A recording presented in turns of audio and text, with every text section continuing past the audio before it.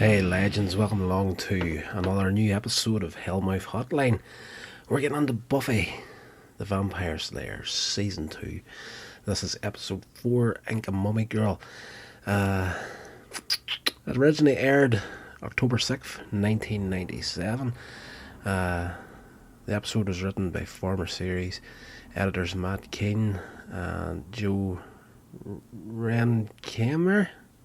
Now, before we go any further in my fledgling podcasting career, I am absolutely terrible at pronouncing names, so I have probably just butchered those completely. It was directed by L&S Pressman, inspired by the story of Monia Junita, a real mummy discovered on an extinct volcano near Arequipa, Peru. Again, that's probably butchered that completely. That was discovered in 1995. The narrative revolves around a cultural exchange event at Sunnydale High involving a museum exhibit, a dance, and a foreign exchange student, two of whom stay with Buffy and Cordelia. Now, there's a bit of comedy there with the exchange student that Buffy gets. She's looking forward to meeting this guy because she's seen a photograph of him, and she thinks, oh, it's the dreamiest guy I've ever seen in my life. But whenever he turns up, every time you see her and him together, she's been pretty bitchy to him, and he's just standing saying nothing, can't understand any English, so she is just annoyed at his presence the entire time. But there's a little bit at the end of the episode where you see him talking to another person at the dance, and he's like chattering away, but look at the person I get stuck with. So it turns out the whole time he's just pretending that he can't understand English because he can't be bored listening to her. Nice little bit of comedy for you in there. But this episode, I have to say now, I pretty much enjoyed this one for, I like getting into stories where, there's a lot of action and whatnot, and fight sequences like the previous episode with the introduction of Spike and Drusilla. There was a lot of hand-to-hand combat in that. But what I do like even more is whenever you get into some emotional storylines, and you do get quite a bit of that in this. Xander falls for this exchange student who actually turns out to be the Inca Mummy Girl of the title of the episode. So basically, plot synopsis is to prepare for Sunnydale High's cultural exchange program. Buffy visits an Incan exhibit with her schoolmates. She is paired with an exchange student with whom her mum signed up. Xander becomes jealous when he learns that she'll room with a guy.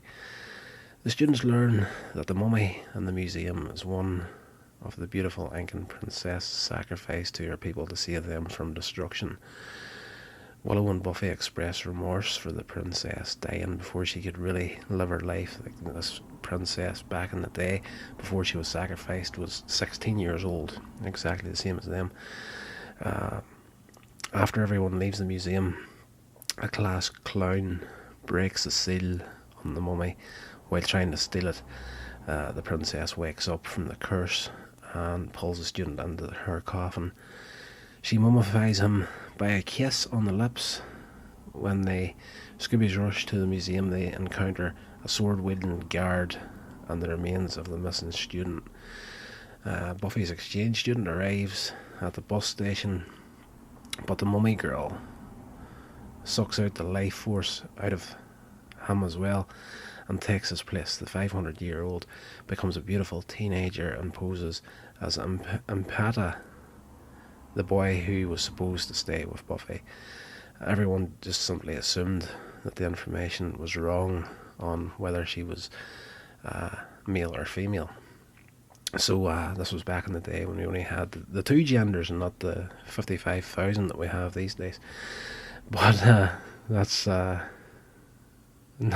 taking. Don't get me wrong, I'm not going to get into that argument with the whole gender thing that's going on these days, but it is what it is.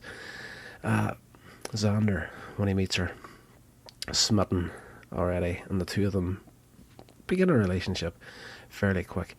Giles asks Ampata to decipher the seal from her tomb, and she explains that it describes a girl choosing to die to save her people, and a bodyguard who will keep her from straying from the path. She also tells Giles to destroy the seal completely. The bodyguard appears again and again, trying to stop Ampata until she finally manages to use her kiss on him in the restrooms and the high school, sucking the life out of him to keep herself from dying. So Buffy and Ampata bond over the tale of the Incan princess. Ampata stating that the princess was forced into her destiny by her people, as they claimed she was the only girl of her generation who could save them. So Buffy, being the chosen one as the Slayer, can, relate to that story. She's the chosen one, and she is pretty much sacrificing her potential future and happiness being the Slayer as well. Buffy miserably notes that this parallels her own life. Xander asks Ampata to dance to enliven her, to cheer her up a little bit, get her out of the house and whatnot. Willow, she's downcast to see her crush with another girl. Meanwhile, Buffy and Giles open Ampata's trunk at the house and discover the real Ampata's body in there. Giles tries to piece together the seal, while Buffy tries to save Xander from Ampata's deadly kiss.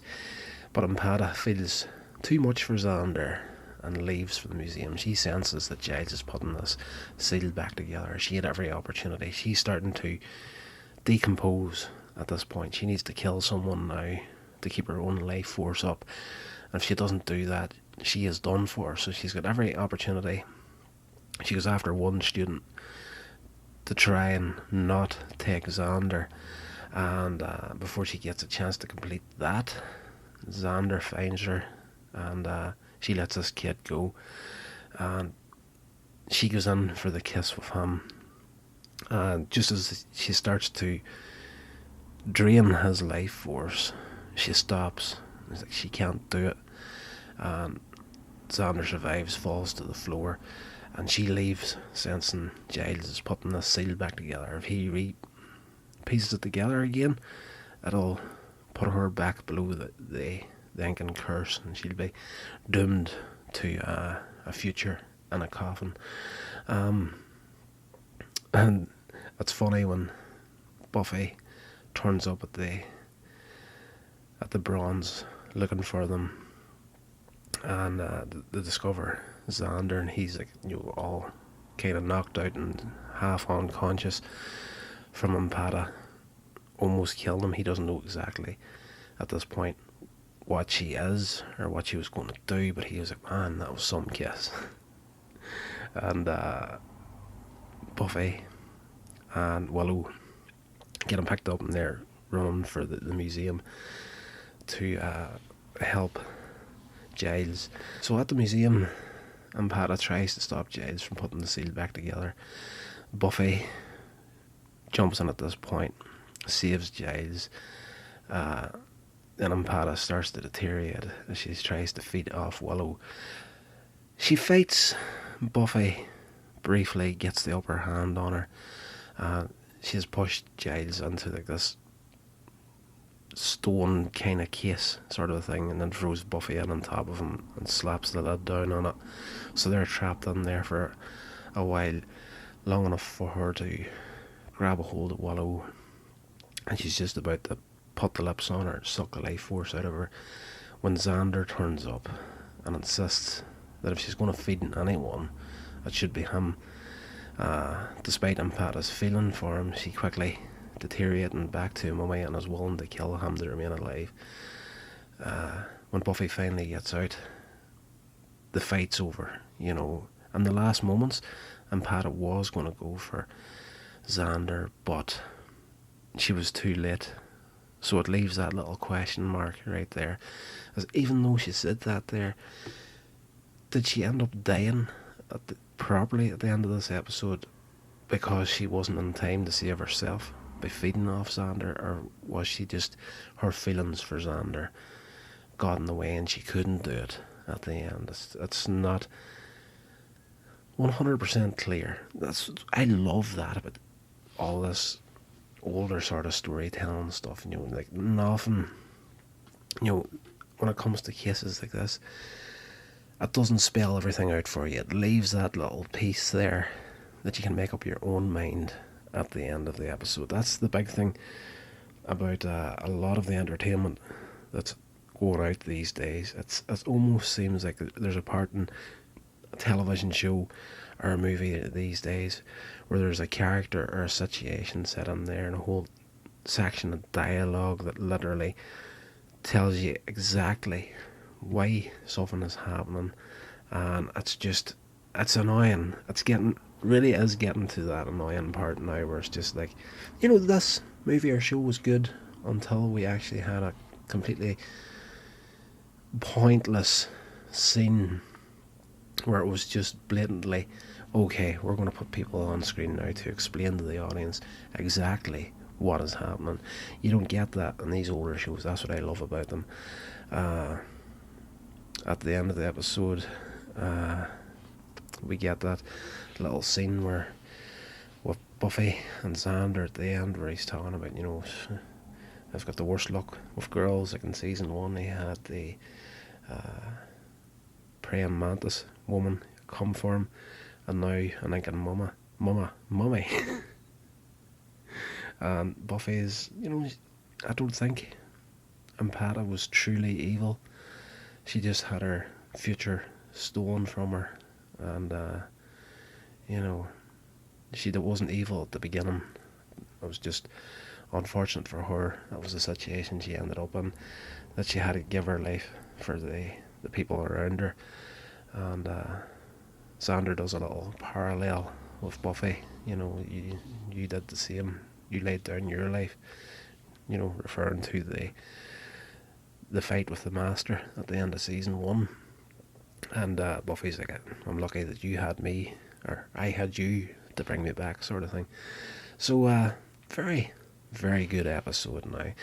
But this is one that breaks away from like the main storyline of the series. You get a running within these seasons. You usually get one overarching storyline for the whole season, and then you get little standalone episodes like this one. But you know, not so big in the action, but on the emotional side of things, it was a pretty good episode, and that's the sort of stuff I enjoy. So that's going to do it for this episode. I hope you enjoyed it, and please bear with me while I try to find my feet again talking on these shows. I am just completely out of practice. I played back the previous episode of Buffy the Vampire Slayer on the series here, and I sounded absolutely terrible. So bear with me when I find my feet again. Guys, I will talk to you tomorrow in another little Hammer horror movie review. This has been a production of Coins Age Media. Thank you so much for listening.